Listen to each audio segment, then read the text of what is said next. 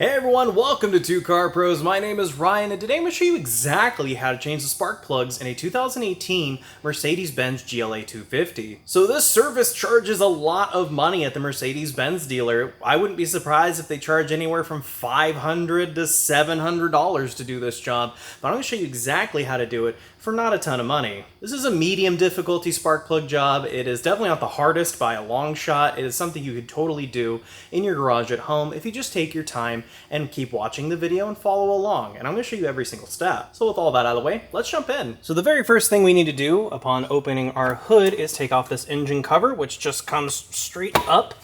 And be careful, it is easy to break these like this one already is. And just bring it straight up like that and out. So our spark plugs actually live under this kind of mess of tubes here, and in order to get access to it, I think it's easiest if you just take the intake boot completely out of the way. I know there's going to be some people saying, well, I don't have to do that. Well, good for you.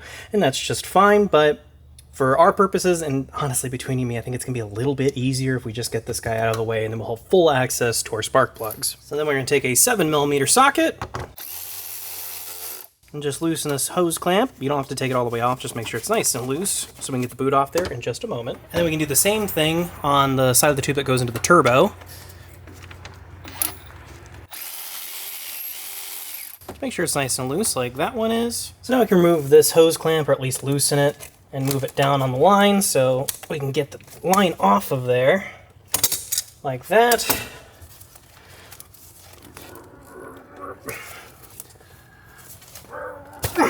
There we go, set that aside. Then for this line, you just kind of pinch it from both sides like this, and it should slide off. There we go. It's easier if you take it out, the hose out of its holder and kind of rotate it. Makes it a little simpler on you. For this connector, it has a little safety. You could just use your fingernail, but I'm gonna go ahead and use a small standard screwdriver like that until you hear that nice click. And then just push on the white part and it should pivot up, and we'll be able to unplug that electrical connector. Now we can give the one next to it the same treatment. There we go. Very easy. There's also a zip tie right here holding the wiring for the O2 sensor, I believe. So that needs to be dealt with so we can have some articulation. There we go. Honestly, you probably don't even need to put that back. It's most likely there just for vehicle assembly. So the next thing I'm going to do is very carefully cut this heat shrink off of this connector. Very careful now.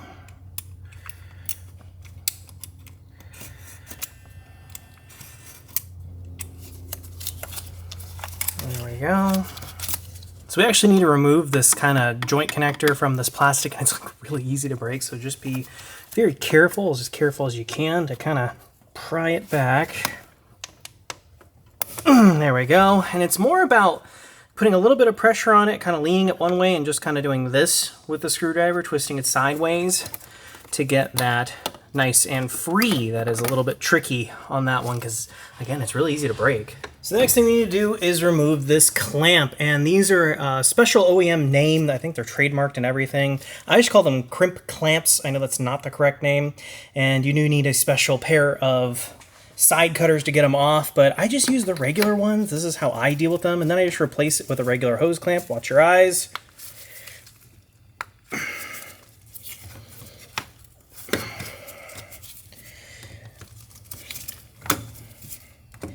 OEMs use these because they are very cheap and very easy to make a good connection with. There we go. We just needed to mangle the clip a little bit, and then we can get it the rest of the way off. Like that, and take this and throw it into the trash. We're going to replace it with a regular hose clamp. So on little vacuum lines like this is the final thing we have to take off, I believe. Your first instinct is to grab it and want to pull it off like that, but 9 times out of 10 you're just going to shred it, especially as these cars age. What I've found helpful is if you just get a body clip tool, or heck, even a standard screwdriver will work, and you just kind of get in front of the hose, and then you can just push it off, and that always works. Think about those finger trap toys when you were a kid. This is the same kind of thing. So now what we're going to do is just grab the entire intake boot and move it to our left. Just like that. And then we can kind of just fish this J shape around like that and get it out of there. So here is the inlet for our turbo, and you can see there's a bunch of dirt all the way around it. This seal you can actually just kind of take off. We're going to be very careful so we don't get any dirt inside of the turbo, and we're going to clean that off really well. Now before I do anything else in my life, I'm going to get a nice clean, very clean, brand new in fact, microfiber, and I'm just going to put it into the turbo intake and obviously not start the vehicle. And this is just to prevent any kind of dirt or debris getting into our turbo, which would be super bad. You could destroy it. And then I'm going to take another clean microfiber and put it into our intake box side of the equation because we don't want any dirt getting in there either. The next thing I'm going to do is grab some compressed air and blow all in this region to prevent any kind of debris falling down into our spark plug wells. And then we can remove the electrical connector on our ignition coil. It's just like the other connectors where you just have a little bit of gray plastic to slide back as a safety. There we go. It's a lot easier to do with just your fingernail, but then you wouldn't be able to see what I'm doing. And then you just depress on the safety like this while you slide the connector back like that and get that guy out of the way. And I like to just do these one at a time, so A, I can't get any of them mixed up, and B, if something were to happen, it would only happen to one cylinder. So that's just kind of something to consider when you're working on cars just in general. Some people like to do all the plugs all at once, and some people like to do them one at a time. I'm going to do one at a time. Also, I'm only going to show you how to do one. All of the plugs are exactly the same. I know people kind of get cross with me when I don't show every single plug, but I promise you, they're all identical, and they're all easy to get to because we removed that intake tube. If we didn't, then it might have been a struggle, but we did it the longer but the easier way. We're going to go ahead and grab our T30 Torx and remove these two bolts. We'll just get those out of the way completely. Then we're going to remove our ignition coil, and it might be a little bit of a trick. I'm actually going to take the boot off of the actual coil. I think you just kind of pry the wings of it, the little ears off, like that. A standard screwdriver never hurt nobody. Like that, and that gets the coil off. Now we can get the rest of the boot that's still down on there. So we can get the rest of our coil out. There we go. And it helps to pull kind of at this angle. This is the angle it wants to come in and out of. And it might be snug and stuck down in there because the elements kind of get in there and really, you know, not seal, but they make the rubber a little more porous and it gets kind of stuck to the head, or the valve cover rather. So that's just kind of something to consider. And yeah, that's the way that looks. And now we can focus on getting our plug out of there. Before we try to get our plug out, grab some compressed air and blow down in there. There's a bunch of little debris and rocks and all kinds of things we don't want in our engine.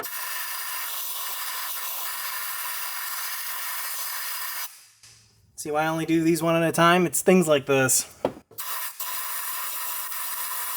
The next thing I'm going to do is grab some WD-40, and I'm just going to put just a little teeny tiny bit down in there. About that much. Not a whole lot at all, and I'm just going to let it sit there for maybe 5 minutes or so. So now we can grab our 14mm spark plug socket. Mine looks like this. It is made by Snap-on and costs an arm and a leg. You do not need this one. I will find a link down below in the description for you. You can just go to an auto parts store and get one for relatively cheap. You just want one with a thin sidewall, and it's a 14mm, which is kind of weird size for spark plugs. We'll just fish that down in there until we are sure we are fully on top of the spark plug nut. Make sure it's nice and firm down on there. Then we can grab our 3/8 ratchet and put it on there. And what I like to do in this instance is just break it loose.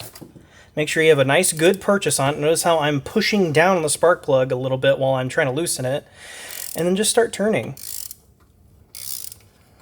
Okay, this one's not doing it, but occasionally when you're doing plugs like this, especially when the OEM doesn't recommend anti-seize on plugs, is you'll kind of hear that kind of go as you are loosening it. And if that happens, what I do is I just tighten it back up a little bit. And then I go and I loosen it. So sometimes I'll do a quarter turn tight, half turn loosen, quarter turn tight, half turn loosen, until it stops making that horrible noise. If you encounter it, you'll know immediately what it sounds like, because it sounds like bad things are happening in your life. So once it's nice and finger loose, what I like to do is just remove the ratchet there. Also, I've removed the intake box up that way. You don't need to do that, but for instructional purposes, I thought it'd be helpful. And we can just get our spark plug out the rest of the way. There's lots of threads, so you might be here for a minute.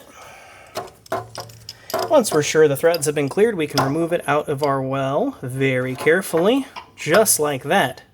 Nice.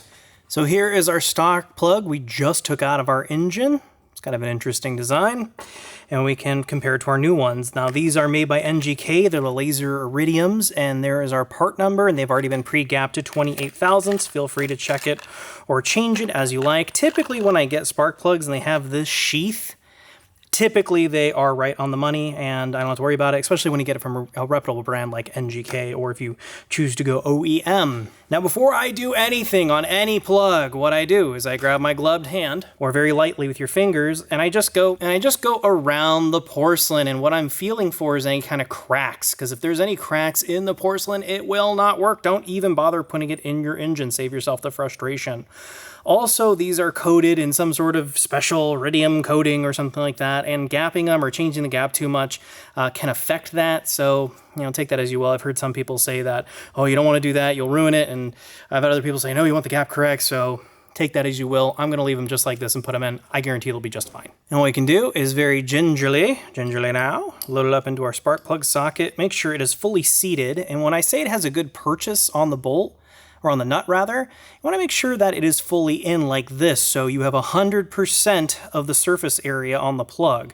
See, mine has a little bit of a propensity to push it out just a smidge, but that'll be just fine. And this is ready to actually go back in the car. Mercedes does not recommend any kind of anti-seize, which is wild, but that's the recommendation, so I'm going to go with it. So what we're going to do is very gingerly put it down into our spark plug well, making sure that doesn't make any kind of sudden movements, and just start it very easily. And what you want to avoid is any kind of cross-threading, which you'll be able to feel because it'll go smooth, smooth, smooth, and then unreasonably tight right off the bat, which obviously you don't want. So just keep putting it in like this, finger tight.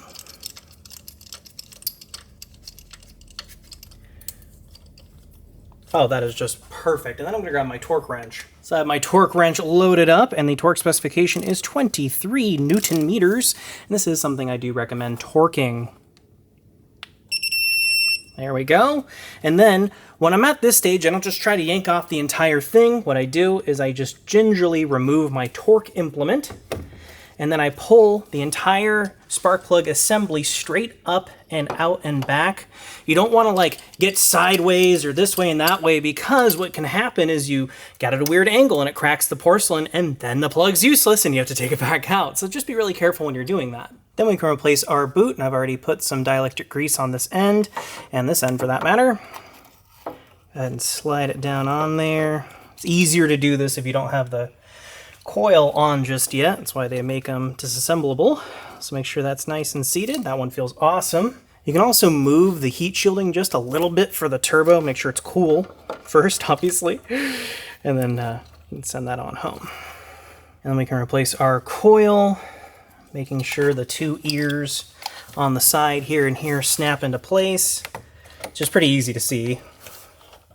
There we go, just like that. And then make sure those line up with its bolt holes. Then we can start our Torx bolts here. And then I would just put these down to wrist tight.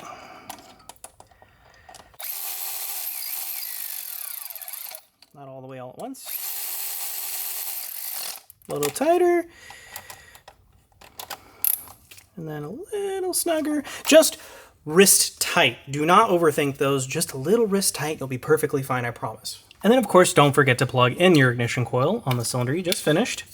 So just line it up, push it on until it makes that nice click, and then push the safety in, and you are good to go.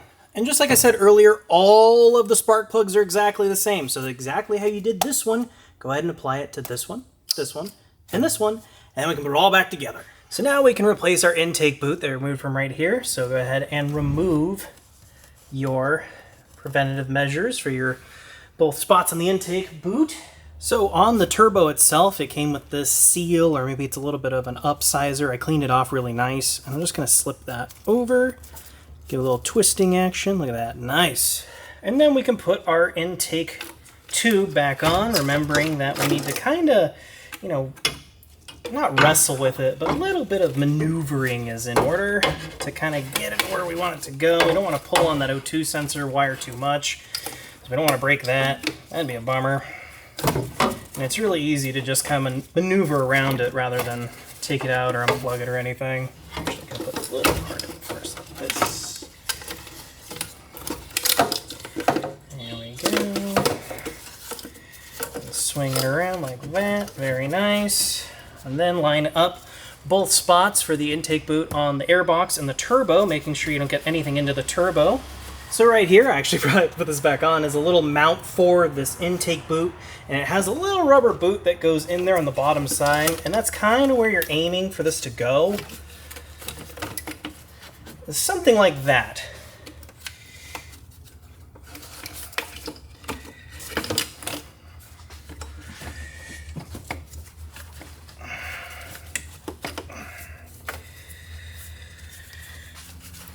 There we go.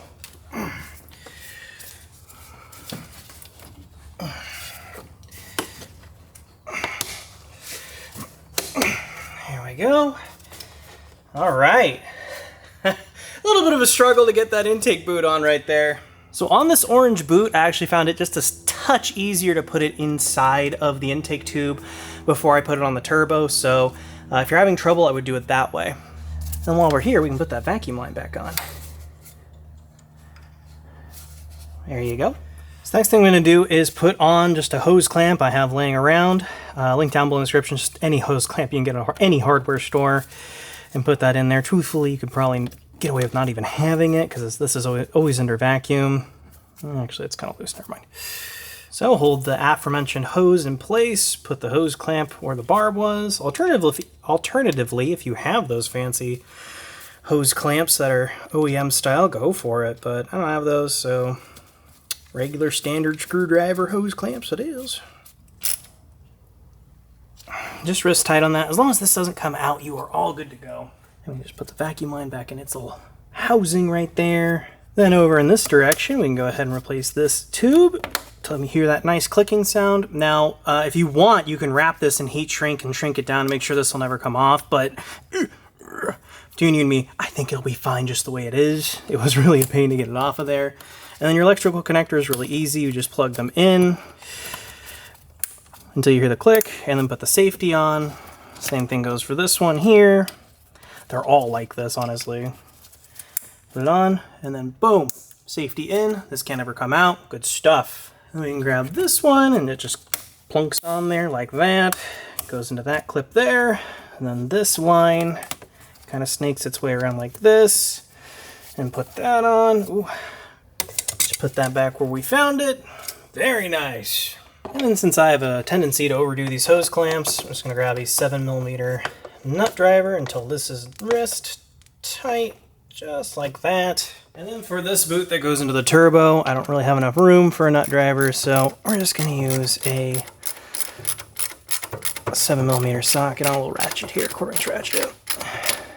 And we're just going to do our best to be careful.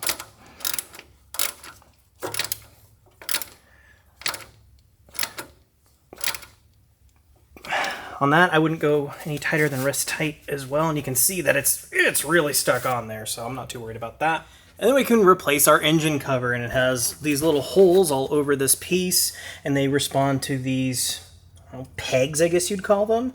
And we can go ahead and just line those up. You can also use the oil fill cap. It's kind of a guide. And then you just push on it like that, and boom. And then it's a good idea to check and make sure that the engine actually runs and starts good and everything's happy before we try to take it on the road.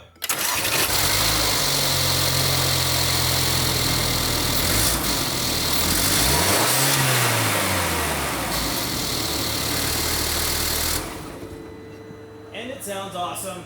So that's how to do your spark plugs on a 2018 Mercedes Benz GLA 250. Not that bad. Medium difficulty is what I would call it. And again, like I said in the beginning of the video, I wouldn't be surprised if Mercedes or some other mechanic is charging anywhere from $500 to $700. Between you and me, I don't think it's worth that. It's not that difficult. It's a little bit time consuming, but not bad. I don't think it's worth $700, that's for darn sure, when you can buy the whole plugs for $40 or so, and the spark plug socket's probably another $20, and the torque wrench is about $100, I think, something like that. And then you have that tool for the rest of your life. So you're saving money, you're making sure the job is done correctly. I have no idea why Mercedes charges so much to change plugs on a 4-cylinder, but hey, that's what they do, and we can get around it by just being clever and watching this video. I would do this service about every 60,000 miles. I saw some service manuals and resources online saying 30,000, which seems way too short for me.